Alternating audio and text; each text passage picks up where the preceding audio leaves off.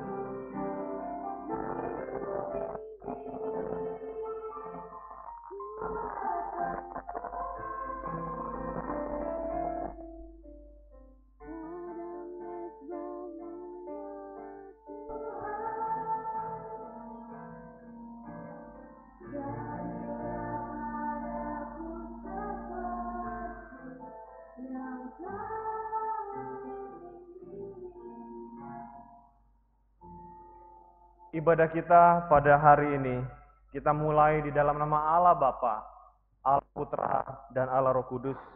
Kiranya Allah yang Tritunggal itu hadir dan menikmati sembah sujud kita. Amin. Firman Tuhan dari Mazmur 99 ayat yang kelima berbunyi demikian. Tinggikanlah Tuhan Allah kita dan sujudlah menyembah kepada tumpuan kakinya, kuduslah Ia. Bapak Ibu dikasih Tuhan, kita mungkin bisa kehilangan banyak hal berharga di dalam dunia ini. Tetapi ada satu hal yang tidak mungkin diambil daripada kita, yaitu Tuhan itu sendiri. Untuk itu mari kita datang pagi hari ini, kita bersyukur, kita mau menyembah Dia, kita mau menikmati Dia, karena Dia sungguh indah.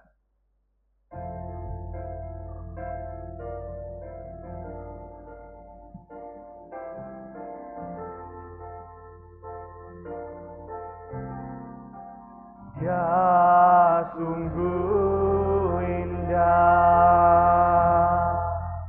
Dia Yesus, Dia ajaib, Dia mulia, Dia agung, Dia cinta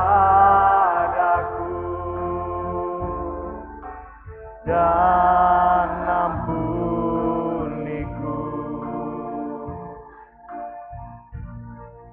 bahkan rela memberikan nyawanya untuk selamatkanku. Sambutlah Yesus, sambutlah Yesus, tinggikan Yesus,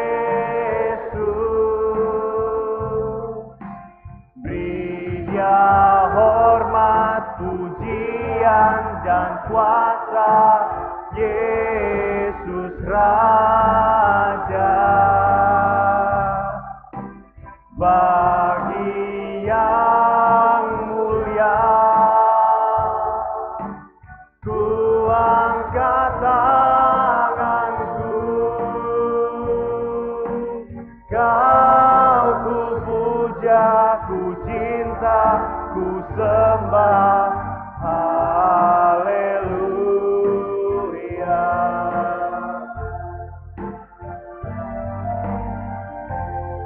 Mari kita sekali lagi katakan, Dia sungguh indah. Dia sungguh indah, Dia Yesus, Dia ajaib, Dia mulia, Dia agung, Dia sungguh mengasihi kita. Dan aku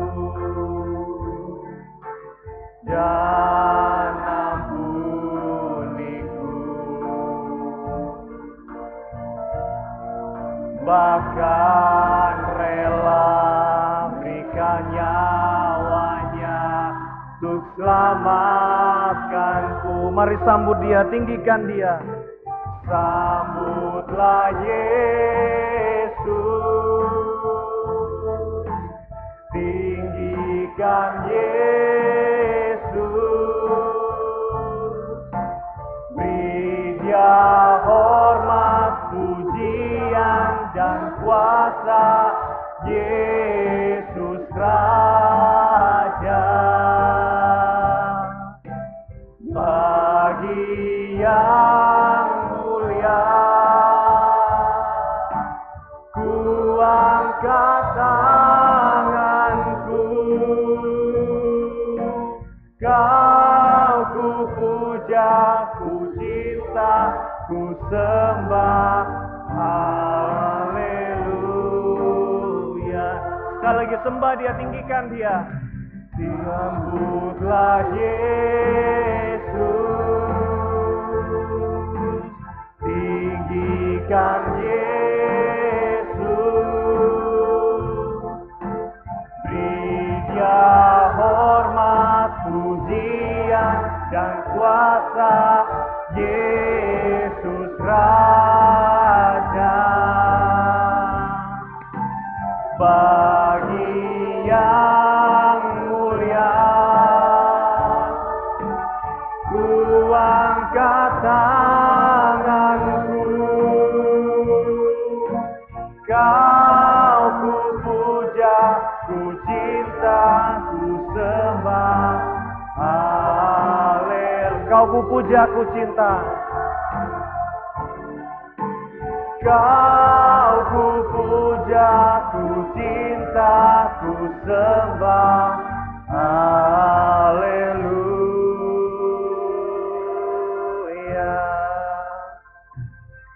Jemaat, saya persilakan duduk kembali. Berjalan di dalam Tuhan tidak selalu mulus. Ada kalanya kita mungkin jatuh atau kita tidak konsisten di dalam mengikut Tuhan. Tapi mari kita bersandar pada anugerah Allah dan kuasa Roh Kudus, sehingga kita dimampukan untuk berjalan serupa dengan Dia, seperti yang Dia ingini.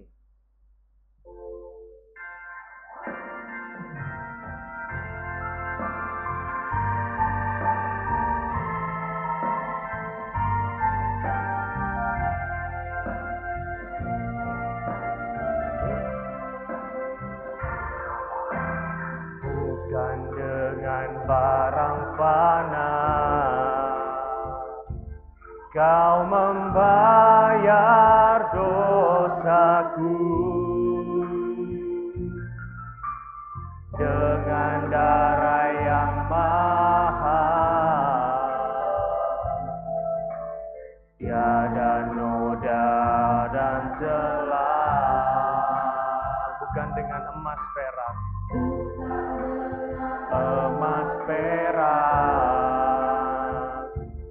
Kau menebus diriku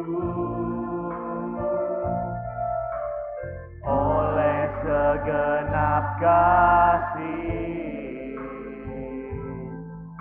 dan pengorbanan. Katakan dengan sungguh-sungguh, ku telah mati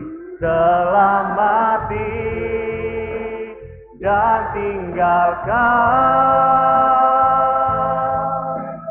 cara hidupku yang lama.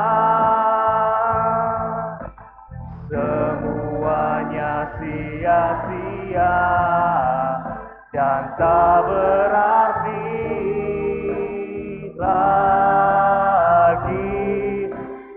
Hidup ini ku letakkan pada mezbah-Mu ya Tuhan. Jadilah padaku seperti yang Kau ingini.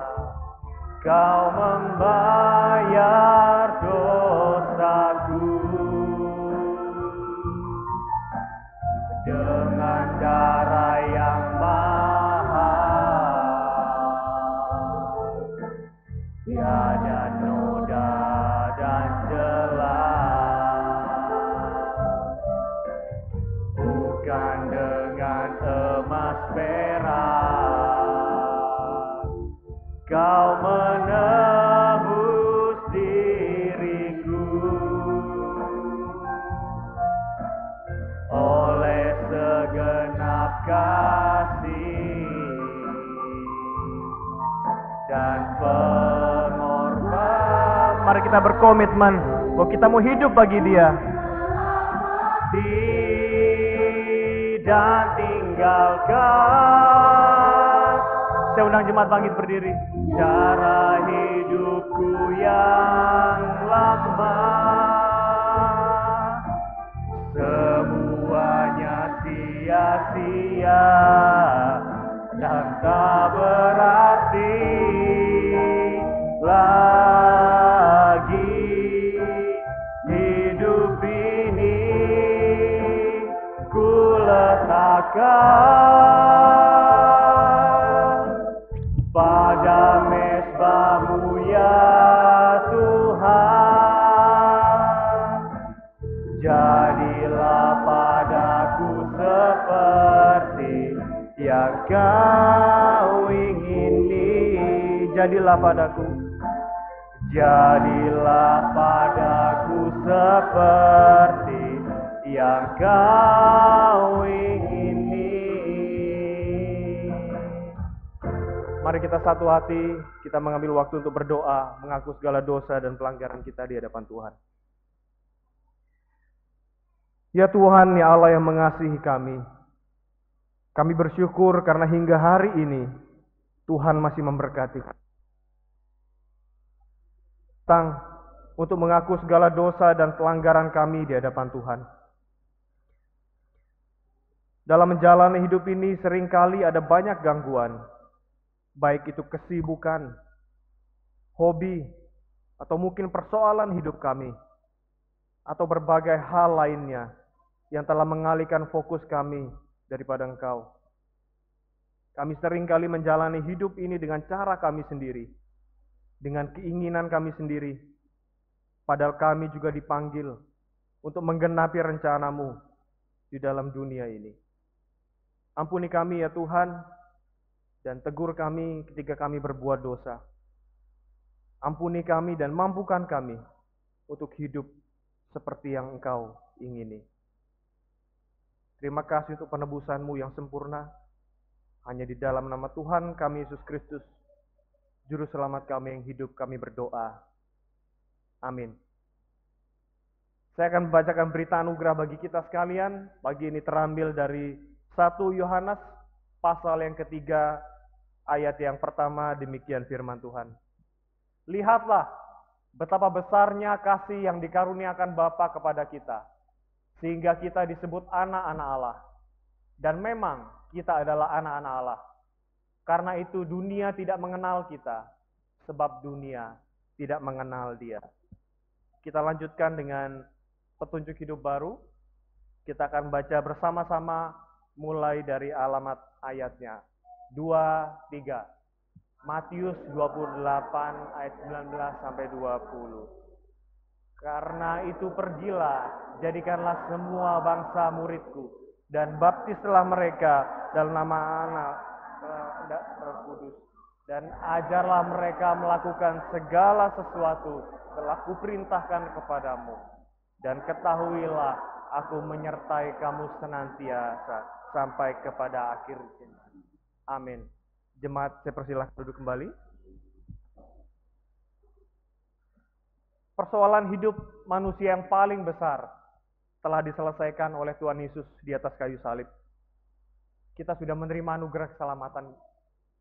Tapi di luar sana masih banyak orang-orang yang belum mengenal Tuhan Yesus, belum menerima anugerah keselamatan. Jadi itu mari kita mau dipakai Tuhan untuk membawa jiwa-jiwa kepadanya. Pimpinlah niat hamba.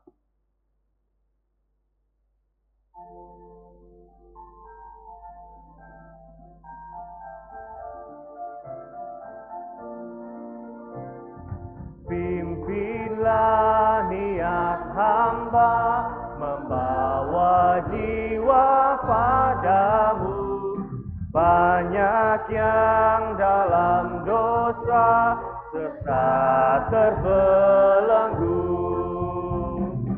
Pimpinlah niat hamba, kabarkan Injil-Mu, mempersembahkan jiwa satu demi satu.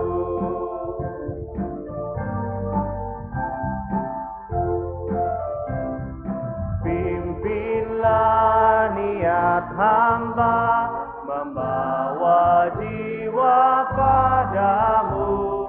Banyak yang dalam dosa sesat terbelenggu. Pimpinlah hidup hamba, kabarkan Injilmu, mempersembahkan jiwa satu demi satu. Sudah kita bangkit berdiri. Mari kita memperkuat dasar iman kita dengan mengikrarkan pengakuan iman rasuli yang berbunyi demikian. Aku percaya kepada Allah, Bapa yang Maha Kuasa, Khalik langit dan bumi, dan kepada Yesus Kristus, anaknya yang tunggal Tuhan kita, yang dikandung dari Roh Kudus, lahir dari anak darah Maria, yang menderita sengsara di bawah pemerintahan Pontius Pilatus, disalibkan, mati dan kuburkan, turun ke dalam kerajaan maut. Pada hari yang ketiga, bangkit pula dari antara orang mati, naik surga, duduk di sebelah kanan Allah, Bapa yang Maha Kuasa. Dan dari sana ia akan datang untuk menghakimi orang yang hidup dan yang mati. Aku percaya kepada Roh Kudus, gereja yang kudus dan am, persekutuan orang kudus, pengampunan dosa, kebangkitan tubuh, dan hidup yang kekal. Amin. Jemaat dipersilakan duduk kembali. Kita akan bawakan doa syafaat kita ke hadapan Tuhan. Pagi hari ini dimohon kesediaan Losahana memimpin kita dalam doa syafaat.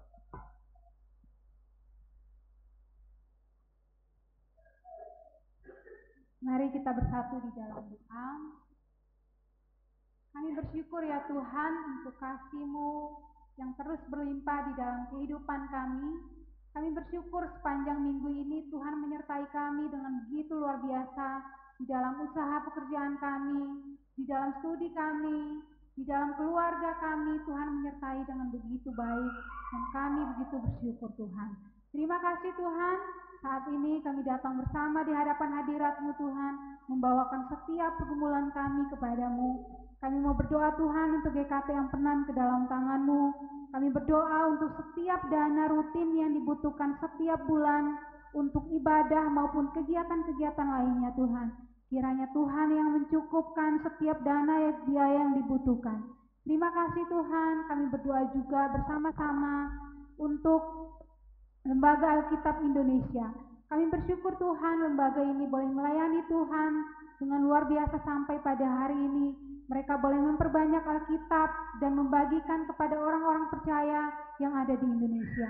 Kiranya Tuhan memberkati dan menolong supaya melalui penyebaran Alkitab ini semakin banyak orang yang boleh mengenal Tuhan dan boleh menerima Yesus sebagai Tuhan dan Juru Selamat. Kami berdoa untuk setiap orang yang melayani di lembaga Alkitab ini, kiranya setiap mereka diberikan semangat, kekuatan, dan juga sukacita di dalam melayani Tuhan. Terima kasih Tuhan, pada saat ini kami juga mau berdoa bersama-sama untuk pelayanan paduan suara di tempat ini. Setiap kami yang telah terlibat memberi diri untuk melayani di bidang paduan suara, kiranya Tuhan menolong kami mau berkomitmen dengan sungguh-sungguh mengikuti setiap latihan, dan kami rindu melalui setiap pujian yang kami tampilkan, boleh menjadi berkat dan nama Tuhan dipuji dan dipermuliakan. Terima kasih Tuhan. Saat ini kami mau berdoa bersama-sama juga untuk Badan Pengurus Sinode GKT ke dalam tangan-Mu Tuhan. Tuhan memberkati dari ketua sampai kepada badan pengurus yang lainnya. Tuhan memberkati mereka, memberikan kepada mereka hikmat juga di dalam melayani Tuhan. Semangat dan juga sukacita boleh Tuhan berikan kepada mereka. Kesatuan hati dalam melayani Tuhan juga Tuhan anugerahkan. Terima kasih Tuhan, kami rindu setiap gereja-gereja GKT yang ada di Indonesia boleh semakin bertumbuh menjadi lebih baik lagi hari lepas hari. Terima kasih Tuhan, kami membawa setiap seru doa kami ke dalam tangan-Mu. Di dalam nama Tuhan Yesus Kristus, kami berdoa dan bersyukur. Haleluya. Amin. Amin. Terima kasih. Bapak Ibu, di dalam Katekismus Westminster, pertanyaan yang pertama di situ ada ditulis, apakah hidup manusia? Dan jawabannya adalah, tujuan hidup manusia adalah untuk memuliakan Allah dan menikmati Dia selama-lamanya. Mari kita persiapkan hati kita, karena Tuhan adalah yang terutama. dan kita mau belajar menikmati Dia melalui firman-Nya yang terutama.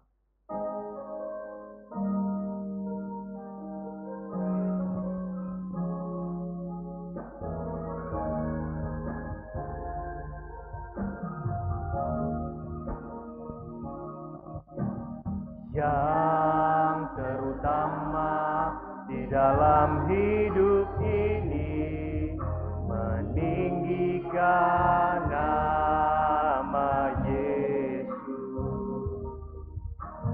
Yang terutama di dalam hidup ini, memuliakan namanya.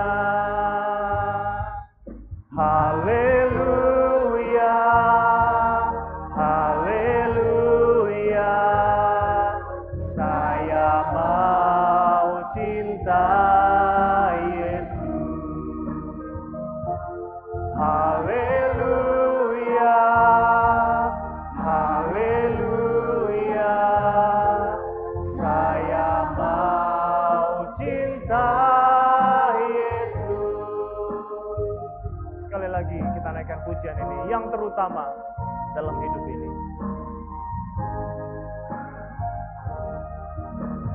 Yang terutama di dalam hidup ini, meninggikan nama Yesus.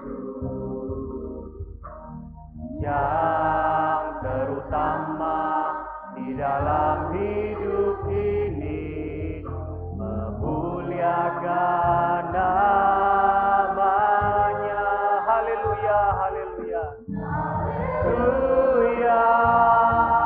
Haleluya, haleluya, saya mau cinta Yesus. Haleluya, haleluya, saya mau cinta Yesus. Katakan haleluya, haleluya. Haleluya, haleluya. Kepada hambanya dipersilakan.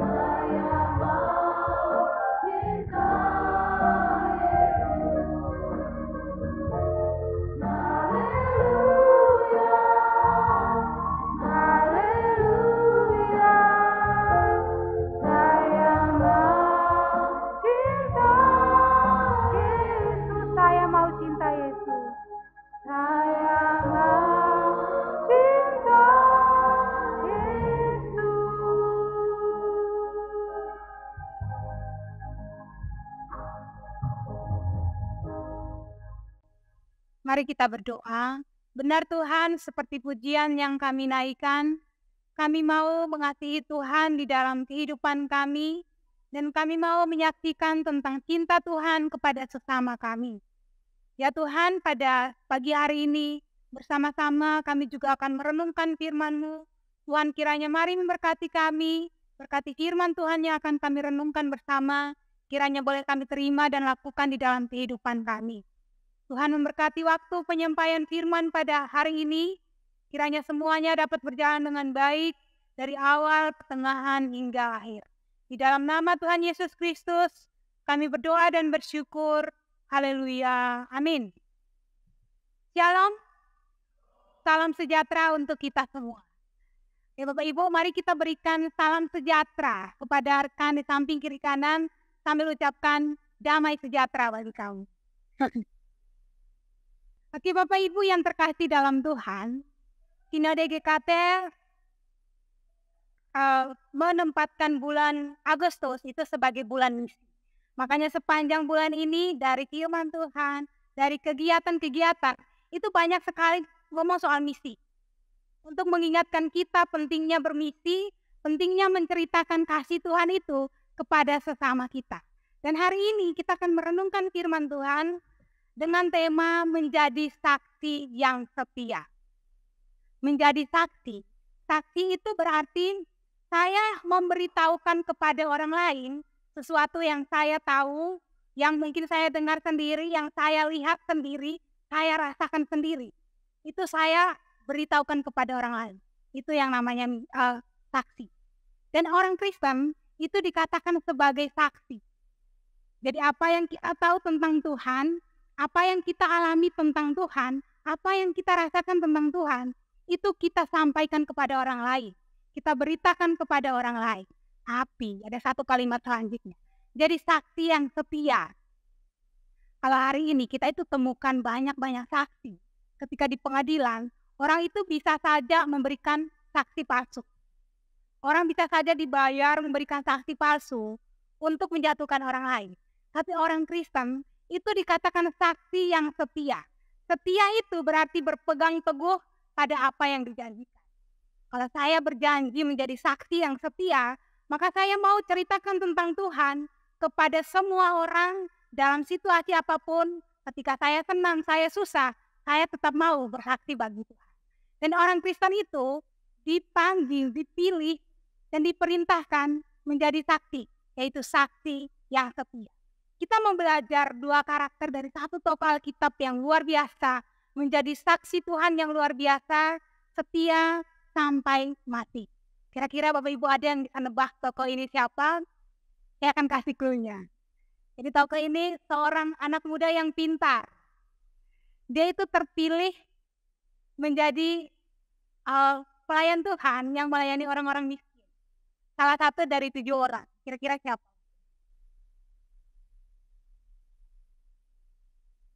Oke, satu clue lagi. Dia matinya dengan cara dirajam batu. Stefanus. Betul sekali. Kita akan belajar dari Stefanus bagaimana dia itu menjadi saksi Tuhan yang setia bahkan sampai akhir hidup dia. Kita baca Alkitab bersama-sama. Kita buka di dalam Kisah Para Rasul 6. Kisah Para Rasul 6. Kita akan bacakan 2 topik. Kita baca pertama Kisah Para Rasul 6 ayat yang ke-8 hingga 15. Setelah itu kita akan lanjut pasal 7 ayat yang ke-54 sampai 60. Kita akan mulai dari pasal 6 ayat yang ke-8, bergantian kaum pria ayat 8, kaum wanita ayat 9, demikian 3 ayat yang ke-15. Dengan perikop tuduhan terhadap Stefanus, kaum pria 3-4.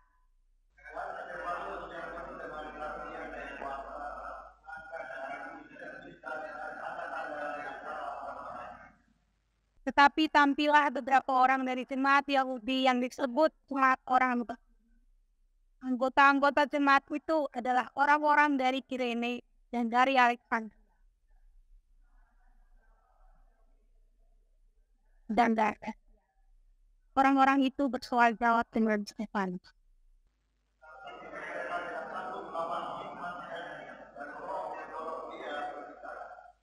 Lalu mereka menghasut beberapa orang untuk mengatakan, kami telah mendengar dia mengucapkan kata-kata hujat terhadap Musa dan Allah.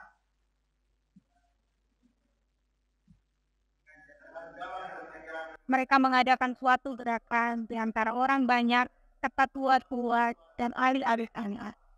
Mereka menyergap Stefanus, menyeretnya dan membawanya ke hadapan mahkamah.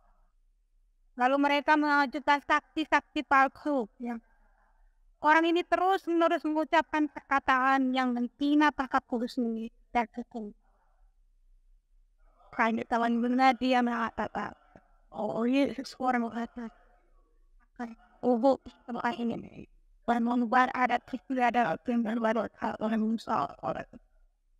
Semua orang yang duduk dalam sidang mahkamah agama menatap Stefanus. Lalu mereka melihat muka Stefanus sama seperti muka seorang mereka.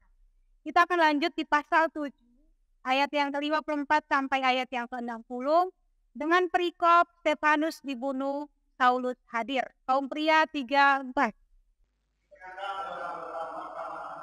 Mendengar semua itu sangat tertusuk hati. Maka mereka menyambutnya dengan berkata, tapi Stefanus yang penuh dengan Roh Kudus menatap ke langit, lalu melihat kemuliaan Allah dan Yesus berdiri di belakang.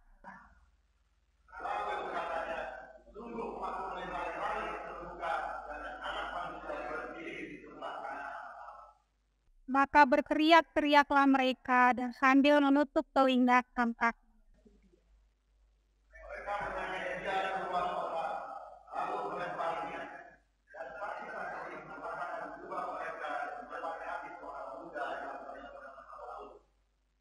Sedang mereka melemparinya, Stefanus berdoa, katanya, "Ya Tuhan Yesus, terimalah."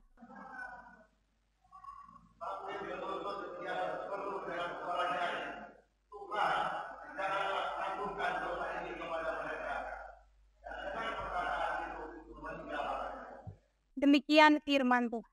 Bapak Ibu yang terkasih dalam Tuhan, ada dua karakter luar biasa yang ditunjukkan oleh Stefanus sebagai saksi yang setia. Yang pertama itu adalah Stefanus beriman kepada Tuhan. Kita mau mengenal dulu siapa itu Stefanus. Stefanus itu salah satu dari 7 orang yang dipilih untuk melayani orang-orang miskin. Yang mungkin hari ini kita kenal sebagai pelayanan diakonia. Jadi saat itu Stefanus dipilih dengan 6 orang lainnya untuk melayani, khususnya memperhatikan orang-orang lemah, orang-orang miskin, janda, yatim piatu. Itu pelayanannya Stefanus. Saat itu Stefanus terpilih, dan kalau Bapak Ibu perhatikan di ayat sebelumnya, di ayat yang kelima, itu Alkitab secara khusus menjelaskan karakternya Stefanus. Untuk 6 orang lainnya tidak dijelaskan. Stefanus itu secara khusus dijelaskan bahwa Stefanus adalah seorang yang penuh iman dan Roh Kudus. Stefanus itu beriman kepada Tuhan. Penuh iman itu berarti imannya tidak setengah-setengah. Imannya Stefanus itu totalitas kepada Tuhan. Jadi Stefanus ketika percaya pada Tuhan, menjadi saksi Tuhan, itu dia bersaksi dalam segala situasi, dalam segala kondisi, dia memutuskan untuk tetap bersaksi. Itu iman yang teguh. Percaya sepenuhnya, percaya seutuhnya kepada Tuhan. Bapak Ibu yang mungkin pernah mengikuti pelatihan penginjilan metode itu pasti tahu salah satu bab itu berbicara tentang iman. Salah satu bab itu berbicara tentang iman, itu memberikan 3 contoh iman yang tidak benar. Salah satunya itu adalah iman yang melompat dalam gelap. Itu begini, iman yang tahu, percaya sama Tuhan, tapi tidak tahu Tuhan itu siapa. Saya ditanya, kamu percaya sama Tuhan? Iya, saya percaya. Tapi kalau ditanya Tuhan itu siapa? Ya saya nggak tahu. Atau percaya tanpa kenal siapa yang dipercaya. Itu iman yang melompat dalam gelap. Yang kedua itu iman yang sementara.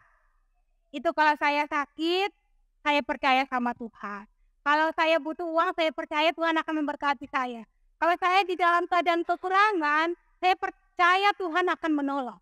Tapi kalau di dalam keadaan berkelimpahan, dalam keadaan sehat, kita jadinya tidak beriman pada Tuhan, tidak percaya sama Tuhan. Yang ketiga itu adalah iman yang berdasarkan akal. Ini berbanding terbalik dengan poin pertama. Berdasarkan akal ini dia tahu, kalau ngomong tentang Tuhan itu tahu sekali. Mau bicara dari awal sampai akhir itu dia tahu tentang Tuhan. Tapi tidak mau memberi diri untuk percaya kepada Tuhan. Tidak mau mempercayakan hidupnya kepada Tuhan. Itu iman yang berdasarkan akal saja. Hanya di sini, tapi tidak sampai ke hati dan tidak sampai ke tindakan. Dan imannya Stefanus itu bukan iman yang begitu. Iman yang penuh dengan iman, itu berarti dia tahu siapa Tuhan. Oh, bagi dia Tuhan itu Tuhan yang luar biasa, penyelamat. Dan setelah itu, dia memilih untuk mempercayakan hidupnya sama Tuhan. Dia memilih untuk melayani Tuhan. Dan itu bukan hanya di situasi tertentu, bukan hanya sementara. Tetapi dalam segala kondisi, dia pilih untuk tetap menjadi saksi, tetap percaya sama Tuhan, tetap mengasihi Tuhan. Itu iman yang sejati yang dimiliki oleh Stefanus. Ada satu kisah, seorang akrobat yang luar biasa, yang bernama Blondin, Pak Blondin. Bapak Ibu sering mendengar tentang ilustrasi. Pak Blondin ini seorang akrobat yang luar biasa, yang biasanya melakukan pertunjukan jalan di atas tali. Yang fobia ketinggian langsung menangis di sudutnya. Jadi Pak Blondin ini suka melakukan atraksi berjalan di atas tali. Biasanya dari satu gedung ke gedung yang lain diikat tali, kemudian Pak Blondin akan jalan melewati. Dan itu berhasil. Satu kali Pak Blondin ini melakukan pertunjukan di air terjun Niagara. Nah, ini nggak main-main, dari gedung langsung pindah ke air terjun yang berbahaya sekali. Pak Blondin ini kemudian melakukan pertunjukan. Sang pembawa acara kemudian katakan, apakah kalian percaya kalau Pak Blondin akan lewat dengan selamat? Semua percaya karena mereka ini orang-orang yang sudah kenal Pak Blondin, tahu Pak Blondin hebat dalam hal ini. Kemudian Pak Blondin lewat, berhasil, semua tepuk tangan. Kemudian yang kedua dikatakan, Pak Blondin akan lewat, tapi akan membawa truk kecil yang berisi pasir. Kemudian ini bukan truk yang di jalan raya, Pak Bu, yang dorong. Kemudian Pak Blondin bawa itu lewat, dan semua orang tepuk tangan bersukacitanya luar biasa. Kemudian sang pembawa acara ini katakan, kita akan masuk ke pertunjukan terakhir. Pak Blondin akan lewat, bawa truk kecil itu, tapi di dalamnya akan isi manusia. Siapa kira-kira di sini yang bersedia diantar sama Pak Blondin ke seberang? Kalau Bapak Ibu saat itu ada di situ, mau nggak? Ya enggak lah, kalau jatuh ya selesai semua. Kemudian tidak ada satupun yang angkat tangan. Yang tadinya oke, saya tahu Pak Blondin itu hebat dan lain sebagainya, semua diam. Semua diam, tidak ada yang angkat tangan. Tiba-tiba ada seorang anak kecil datang. Dia katakan, saya mau naik ke kereta itu. Orang heran, anak kecil itu berani sekali. Anak itu kemudian naik kereta, didorong sama Pak Blondin. Semua orang itu pasti itu tegang sekali. Bahkan mau nafas itu pun diatur. Siapa tahu itu bisa buat talinya goyang jatuh. Gitu. Kemudian Pak Blondin lewat dan berhasil sampai ke ujung. Semua orang tepuk tangan, senang, heran, luar biasa. Kemudian sang pembawa acara tadi, dia tanya ke anak kecil, kamu kok berani sekali? Tadi kalau sampai jatuh ya selesai. Anak itu kemudian katakan, saya berani, saya percaya karena itu papa saya, Pak Blondin itu papa saya. Kita bisa lihat anak ini dia kenal bapaknya, dia tahu bapaknya hebat, dia tahu bapaknya pasti bisa bawa dia dengan berhasil sampai seberang. Dan bukan hanya percaya, dia mau beri dirinya, dia mempercayakan hidupnya sama papa. Itulah iman yang sejati. Itulah iman yang penuh. Dan Stefanus itu punya iman yang seperti itu. Stefanus ketika menjadi seorang saksi, dia tahu benar siapa Tuhan, dia cinta Tuhan, dan setelah itu dia mempercayakan hidupnya semuanya sama Tuhan. Bapak Ibu yang terkasih di dalam Tuhan. Hari ini yang jadi pertanyaan bagi kita adalah siapa Tuhan bagi saya? Ya Bapak Ibu tanya dalam hati sendiri, saya pun sama. Siapa Tuhan bagi saya yang akan saya saksikan kepada orang lain? Kita dipanggil jadi saksi untuk ceritakan tentang Tuhan bagi orang lain. Tapi jadi pertanyaan pertama, siapa sih Tuhan itu bagi saya? Apakah Tuhan itu bagi saya sebatas orang yang saya butuhkan kalau saya sakit, kalau saya memang butuh, tapi setelah itu enggak? Atau Tuhan itu bagi saya seorang penolong yang luar biasa, juru selamat saya? Ini jawaban kita masing-masing. Tapi ini sangat mempengaruhi kita di dalam semangat kita memberitakan, dalam semangat kita menjadi saksi. Saya kenal Tuhan yang baik, Tuhan luar biasa, maka saya menceritakan itu kepada orang lain. Yang kedua, kenapa saya harus menjadi saksi? Kenapa saya harus memberitakan tentang Tuhan itu kepada orang lain? Meskipun saya tahu itu punya resiko yang sangat besar. Menjadi seorang pendiam, menjadi seorang yang harus memberitakan tentang Tuhan kepada orang lain itu punya resiko yang besar. Makanya kita tanyakan kenapa saya harus menceritakan tentang Tuhan itu kepada orang lain di balik resiko yang besar itu. Mungkin ada yang menjawab karena saya sudah merasakan kasih Tuhan yang begitu luar biasa dan saya mau ceritakan itu kepada orang lain. Atau ada yang mengatakan, saya dulunya itu orang yang tidak yakin soal kepastian hidup. Saya bertanya-tanya setelah mati saya kemana. Tapi setelah saya tahu bahwa Tuhan itu menyelamatkan hidup saya jadi tenang. Dan karena itu, saya mau ceritakan juga kepada orang lain. Kiranya kita temukan alasan kenapa kita harus memberitakan Injil. Dan kalau alasan itu sudah kita temukan dan alasan itu benar, maka itu akan mendorong kita menjadi saksi yang setia bahkan sampai akhir hidup kita. Dan Stefanus melakukan hal yang sama. Stefanus tahu betul siapa Tuhan dia. Stefanus tahu betul kenapa dia harus memberitakan Injil. Dan itu yang mendorong Stefanus memberitakan tentang Tuhan bahkan sampai akhir hidup dia. Yang kedua adalah berani bersaksi. Sikap Stefanus yang kedua yang kita pelajari adalah berani bersaksi. Kenapa Stefanus sampai pada tahap berani pergi memberitakan Injil? Padahal saat itu tantangan itu luar biasa ditunjukkan dengan begitu jelas. Orang percaya itu dibunuh. Para imam, para ahli Taurat, orang-orang yang membenci kekristenan itu dengan nyata menyerang orang-orang Kristen. Tapi Stefanus itu mau berani maju menjadi saksi. Kenapa? Karena Stefanus sudah ada di tahap 1 tadi. Dia kenal siapa Tuhan, dia tahu kenapa dia harus bersaksi. Karena itu dia mau berani maju dan bersaksi. Bapak Ibu yang terkasih, kita akan lihat di ayat yang ke-8 dan selanjutnya. Itu dikatakan bahwa pelayanan Stefanus itu berhasil. Stefanus itu dengan para rasul, dengan ke-6 rekannya itu, mereka menjalankan pelayanan yang luar biasa dan itu berhasil. Tapi, Bapak Ibu lihat di ayat yang ke-9, itu dikatakan, tapi tampillah beberapa jemaat. Mulai tampillah orang-orang yang mau menjatuhkan Stefanus pada saat. Stefanus selain melayani sebagai diakonia, memperhatikan orang-orang lemah, Stefanus yang pintar, orang yang cerdas ini, dia seringkali bersoal jawab dengan orang-orang yang pintar pada saat itu, orang-orang Farisi, orang ahli-ahli Taurat yang ingin berdebat tentang Alkitab. Stefanus itu selalu ada di situ dan berdebat, bersoal jawab tentang Alkitab. Pada saat itu banyak orang yang datang, bersoal jawab, berdebat dengan Stefanus. Tapi kalau kita lihat orang-orang ini, ayat yang ke-9, itu sudah ada maksud tersembunyi ya.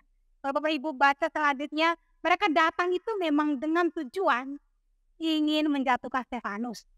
Makanya setelah mereka berdebat dengan Stefanus, mereka bersoal jawab dengan Stefanus, mereka tidak menemukan satupun celah untuk menjatuhkan Stefanus. Tidak ada soal mereka yang tidak bisa dijawab sama Stefanus. Stefanus selalu bisa jawab dan jawaban itu memuaskan. Mereka jadi bingung. Wah, jadi kita harus melakukan apa nih supaya Stefanus ini bisa dijatuhkan hukuman. Stefanus ini bisa ditangkap. Mereka kemudian pintar ya, putar otak ini bagaimana ini caranya. Akhirnya mereka temukan ide. Mereka fitnah Stefanus. Mereka memfitnah Stefanus, mengatakan bahwa Stefanus menghujat Allah, menghujat Musa. Dan karena fitnahan mereka itu buat banyak orang percaya. Kalau Bapak Ibu perhatikan ayat yang ke-12, di situ dikatakan bahwa mereka membuat suatu gerakan yang besar. Di situ ada para ahli-ahli Taurat, para imam, dan orang lainnya itu semacam sebuah perkumpulan yang siap untuk menyerang Stefanus karena perlakuan dari orang-orang tadi yang menyebarkan saksi-saksi palsu, yang menyebarkan fitnahan kepada Stefanus. Orang-orang ini kemudian berkumpul dan membawa Stefanus ke pengadilan. Ketika di pengadilan Allah, itu tidak berhenti orang-orang itu selalu punya ide untuk menjatuhkan hamba-hamba yang melayani pada saat itu. Mereka kemudian tampilkan saksi-saksi palsu yang bisa bersaksi memberatkan sang terdakwa pada saat itu. Kemudian para saksi ini menjalankan tugas mereka seperti yang diarahkan oleh beberapa orang lagi. Mereka kemudian maju bersaksi dan memberatkan Stefanus. Tapi kalau Bapak Ibu perhatikan, responnya Stefanus itu luar biasa. Ayat yang ke-15 itu dikatakan bahwa muka Stefanus sama seperti muka seorang malaikat. Tidak dijelaskan apakah wajahnya bersinar atau bagaimana, tapi yang pasti hatinya itu tenang. Wajahnya itu berseri-seri, wajahnya itu tenang. Tidak ada ketakutan yang dia rasakan, kekhawatiran yang dia rasakan itu tidak ada. Karena apa? Stefanus tahu bahwa dia tidak melakukan kesalahan. Stefanus tahu bahwa dia sedang melakukan sebuah kebenaran. Sehingga fitnahan-fitnahan, serangan-serangan itu tidak punya dampak apa-apa bagi dia. Bapak Ibu yang terkasih di dalam Tuhan, kalau kita lihat cara kerjanya iblis untuk menghancurkan orang-orang yang memberitakan Injil itu luar biasa. Tadi iblis pakai orang-orang itu ya. Dari satu cara mereka fitnah, setelah fitnah mereka hasut orang-orang supaya membenci Stefanus. Setelah hasut, mereka hadirkan saksi palsu. Itu kerjanya iblis untuk menghancurkan jalannya misi, itu luar biasa. Kalau jalan ini tertutup, ya kita cari jalan lain. Kalau ini tidak bisa, ya kita cari lagi jalan lain. Iblis itu pintarnya luar biasa dan sangat rajin mencari jiwa. Kadang itu lebih rajin dari orang Kristen dalam mencari jiwa. Ada kesempatan langsung disergap. Ada jalan langsung dimasuk. Dan pada saat itu, orang-orang yang menyerang Stefanus itu direspon dengan Stefanus dengan sangat luar biasa. Stefanus dengan tenang, dan ketika dikasih kesempatan, oke Stefanus, kamu boleh membela dirimu. Ini kayak di pengadilan-pengadilan pada umumnya. Dan terdakwa akan dikasih kesempatan untuk membela diri. Dan Stefanus kemudian pakai kesempatan itu bukan untuk membela dirinya karena oh saya benar, saya nggak salah. Yang Stefanus lakukan adalah dia memberitakan firman Tuhan. Di pasal 7, itu pasal yang sangat panjang berisi pembelaan diri Stefanus. Di situ dia bukan membela diri, saya benar, saya ini tidak salah. Kalian itu tidak boleh memperlakukan saya seperti ini. Tapi yang Stefanus saksikan adalah firman Tuhan. Stefanus start dari awal, mulai dari Abraham, masuk ke Yusuf, sampai ke Musa, Daud, Salomo, dan endingnya sampai ke Tuhan Yesus.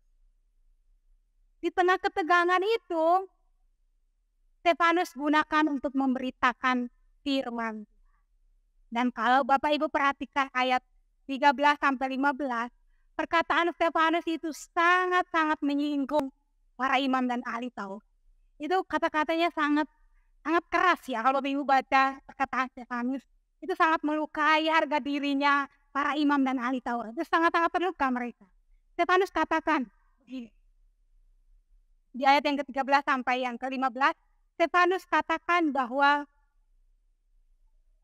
bukan ayat yang ke-15, ayat yang ke-51 sampai ke-53. Pasal 7, 51 sampai 53. Itu Stefanus katakan bahwa, hai kamu orang yang tidak bersunat hati, tidak bersunat telinga. Kamu itu sama dengan nenek moyang kamu. Dahulunya, nenek moyang kamu itu suka membunuh para nabi yang memberitakan tentang Tuhan. Bahkan sampai Tuhan itu datang hadir ke dalam dunia, kalian sendiri yang menyiksa bahkan sampai membunuh dia. Kalian itu sama dengan nenek moyang kalian. Kalian punya hukum Taurat. Hukum Taurat itu sudah diberikan di tengah-tengah kalian, tapi hanya disimpan, tidak dimengerti dan tidak dilakukan. Wah, itu sangat melukai harga dirinya ahli Taurat dan orang Farisi. Mereka itu dikenal sebagai orang yang taat hukum Taurat, orang yang taat aturan agama. Sehingga perkataan Stefanus itu kayak, wah di tengah banyak orang, di tengah warga lainnya, harga diri kita bisa dijatuhkan sebegitu. Akhirnya respon mereka luar biasa. Ayat 54 itu dikatakan bahwa hati mereka itu tertusuk. Ketika mendengar itu hati mereka tertusuk. Parah kalimatnya Stefanus itu sangat membuat harga diri mereka terluka, hati mereka sakit. Bahkan dikatakan mereka menggertakkan gigi. Itu semacam singa yang siap memangsa musuhnya, memangsa makanan yang ada di depan. Jadi mereka itu siap untuk maju mengcabik-cabik Stefanus, membunuh Stefanus pada saat itu. Karena kemarahan, karena harga diri mereka dilukai. Bapak Ibu yang terkasih dalam Tuhan. Karena hal itu, Stefanus kemudian dibawa keluar dan akan diberi hukuman mati.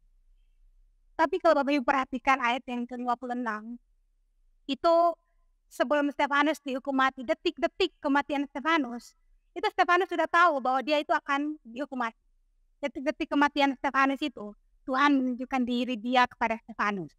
Kalau Bapak Ibu perhatikan ayat yang ke-55, 56, itu Stefanus melihat Tuhan ada di surga. Stefanus melihat sebuah pemandangan yang luar biasa yang semakin mengokohkan hati Stefanus bahwa setelah penderitaan yang berapa detik akan dialami, setelah itu dia akan ada bersama-sama dengan Bapa di surga.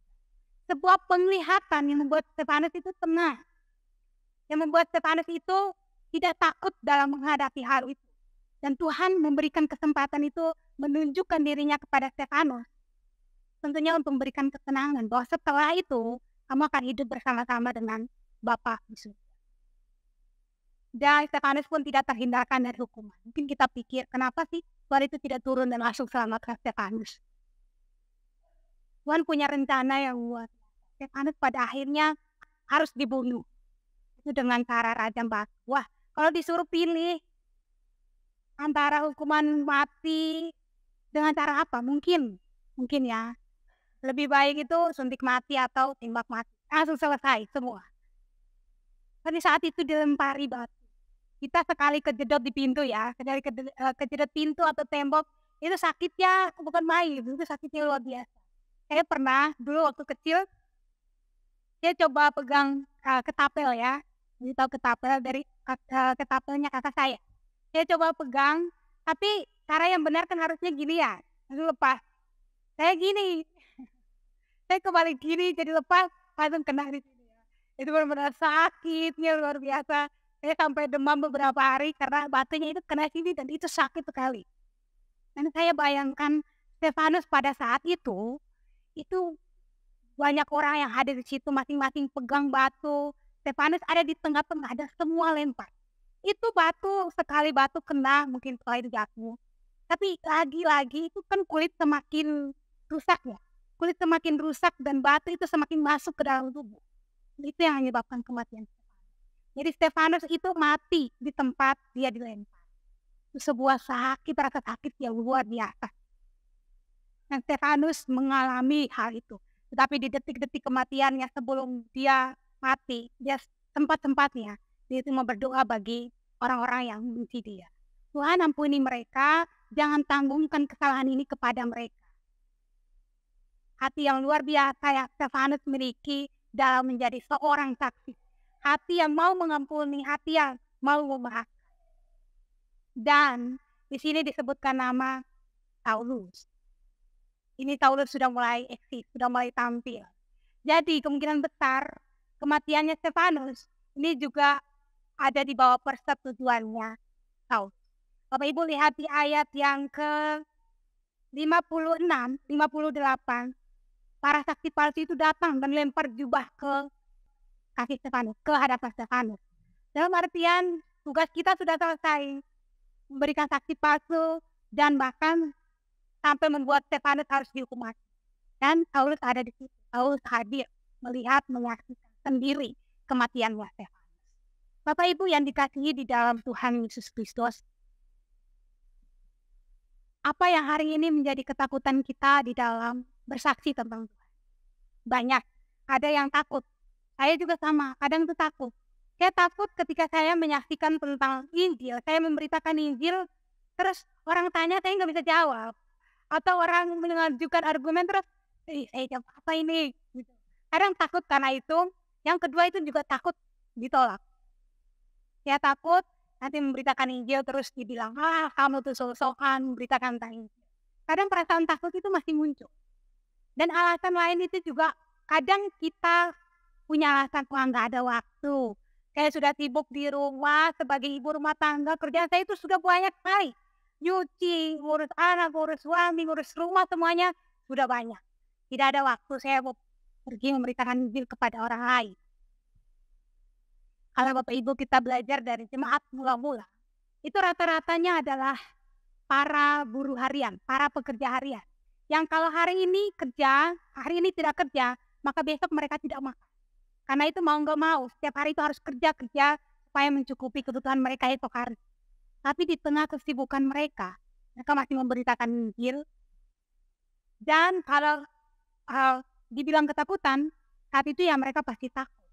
Serangan terhadap orang Kristen itu nyata sekali, mereka lihat sendiri. Tapi di tengah ketakutan itu, mereka tetap mau memberitakan Injil. Bapak Ibu yang terkasih di dalam Tuhan, apa yang jadi ketakutan hari ini di dalam memberitakan Tuhan, dalam memberitakan tentang Tuhan kepada sesama kita? Mungkin takut, mungkin karena bagi saya tidak pintar ngomong Tuhan, saya tidak pintar menjelaskan tentang Injil kepada orang lain, atau saya malu untuk memberitakan tentang iman saya. Tapi satu hal yang luar biasa, ketika Tuhan pilih kita menjadi saksi untuk memberitakan Tuhan, maka di situ Tuhan perlengkapi. Kita lihat dari contoh Stefanus. Stefanus itu melayani dua golongan yang luar biasa. Yang pertama itu golongan Yahudi. Golongan Yahudi itu ya, mereka kalau dengar sebuah berita, mereka selalu menuntut tanda. Ya sudah, kalau kamu cerita tentang Tuhan, mana tandanya, mana buktinya, tunjukkan. Dan saat itu Tuhan memperlengkapi Stefanus dengan roh. Roh itu memampukan Stefanus untuk membuat mujizat dan tanda. Dan mujizat dan tanda itu yang kemudian membuat orang Yahudi yang selalu menuntut tanda itu jadi percaya. Oh benar berarti apa yang disampaikan Stefanus. Selain itu Stefanus juga melayani yang namanya orang Yunani.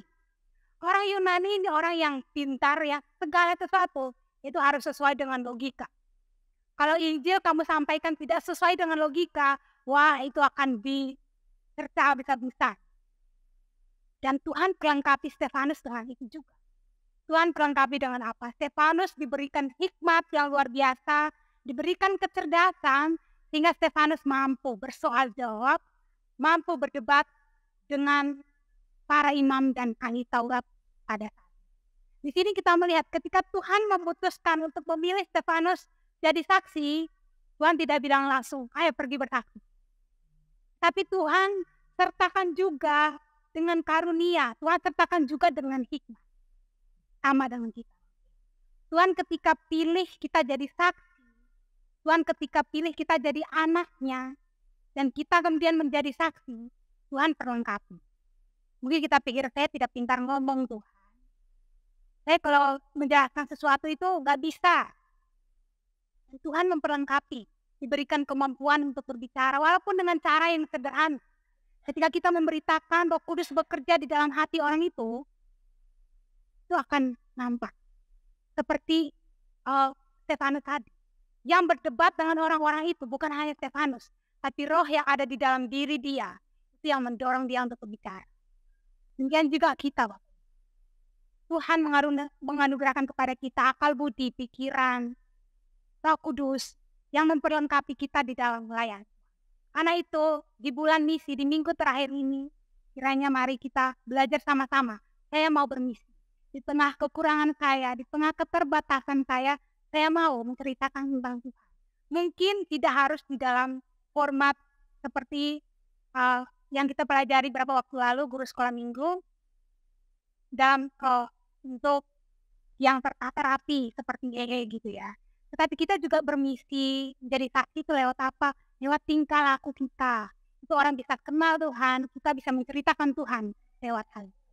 Kiranya dari Stefanus ini kita belajar sama-sama untuk menjadi hamba yang setia itu terlebih dahulu harus percaya kepada Tuhan yang adalah orang yang akan kita saksikan kepada sesama. Bukan hanya kenal tapi cinta. Bukan hanya cinta tapi percaya. Setelah percaya, maka kita dimampukan untuk berani maju dan menceritakan tentang Tuhan terlepas dari berbagai resiko yang akan kita alami. Dan kita juga diingatkan bahwa kita juga akan diperlengkapi dengan kuasa, dengan hikmat, dengan kemampuan untuk bisa menyaksikan tentang cinta kasih Tuhan. Jadi tidak ada alasan bagi kita untuk tidak memberitakan Injil. Kiranya kita menjadikan kesaktian, kita menjadikan bermisi itu sebagai gaya hidup kita orang-orang percaya. Mari kita berdoa. Bapa di dalam kerajaan surga, kami bersyukur Tuhan pada pagi hari ini kembali kami diingatkan tentang pentingnya kami bermisi, pentingnya kami memberitakan tentang kasih Tuhan kepada sesama kami. Kami bersyukur Tuhan, kami belajar dari Stefanus, seorang yang luar biasa, yang mau melayani Tuhan, yang mau menjadi saksi, bahkan sampai akhir hidupnya dia. Terima kasih Tuhan, kiranya Tuhan menolong kami di dalam kehidupan kami sebagai seorang saksi. Kami mau terlebih dahulu mengenal siapa Tuhan. Kami mau terlebih dahulu jatuh cinta dengan Tuhan. Kami mau terlebih dahulu percaya kepada Tuhan. Dan setelah itu kami mau memberitakan tentang Tuhan yang kami kasih itu kepada sesama kami, kepada keluarga kami, kepada suami, istri, anak kami, kepada orang tua kami. Terima kasih Tuhan, jadikan kami sebagai saksi-Mu yang setia, yang berani memberitakan tentang kasih-Mu, mulai dari hari ini sampai kepada akhir hidup kami. Terima kasih Tuhan, di dalam nama Tuhan Yesus Kristus, kami berdoa dan bersyukur. Haleluya. Amin. Kita akan memberikan persembahan kita. Saya akan bacakan nat persembahan Hari ini terambil dari Kisah Para Rasul pasal yang ke-20 ayat yang ke-35. Dalam segala sesuatu, kuberikan contoh kepada kamu, bahwa dengan bekerja demikian, kita harus membantu orang-orang yang lemah, dan harus mengingat perkataan Tuhan Yesus, sebab Ia sendiri telah mengatakan, adalah lebih berbahagia memberi daripada menerima. Kita akan berikan persembahan kita akan pujian Tuhan tak janji.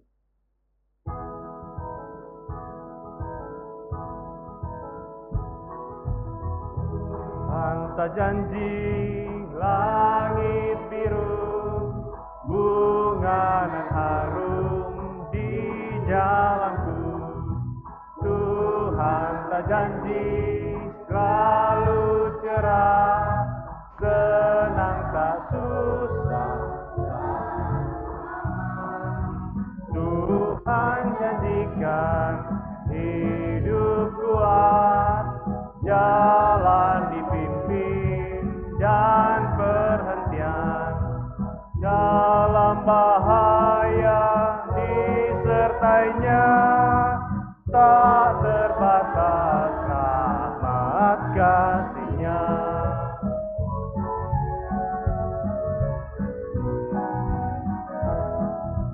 Tuhan tak janji selalu suka, tanpa cobaan dan khawatir. Tuhan tak janji selalu lancar, tanpa tantangan dan beban berat. Tuhan janjikan hidup kuat, jalan dipimpin dan perhentian, dalam bahaya disertainya, tak terbatas rahmat kasih-Nya. Bait yang ketiga.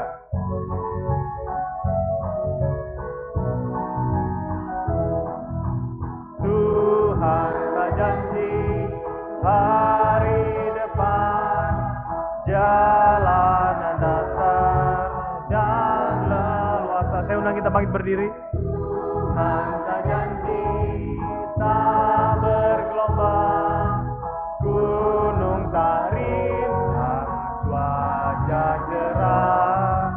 Tuhan janjikan hidup kuat, jalan dipimpin dan perhentian, dalam bahaya disertainya, tak terbatas rahmat kasih-Nya. Kita akan menyerahkan persembahan kita kepada Tuhan. Bapak Bambang Gentur bisa memimpin kita dalam doa persembahan.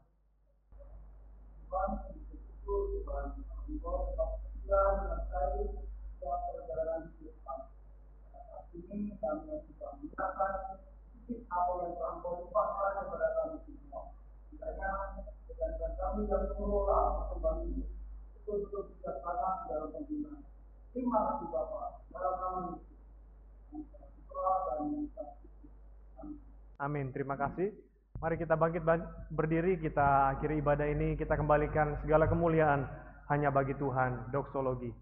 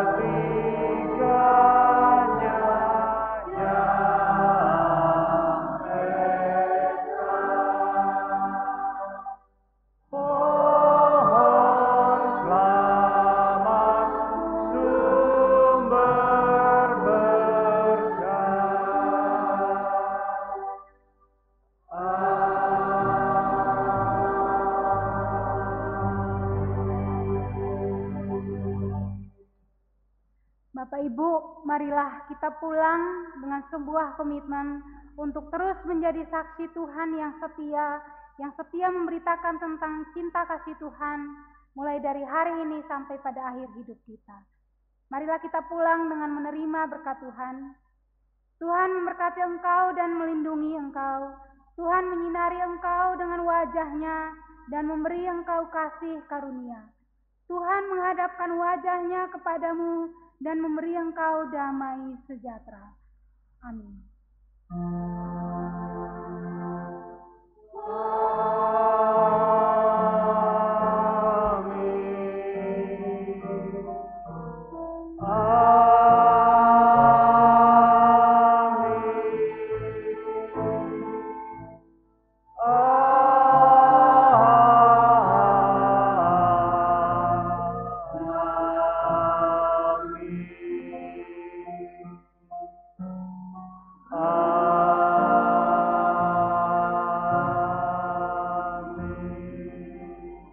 Ibadah selesai, jemaat dipersilakan duduk untuk mengambil saat teduh.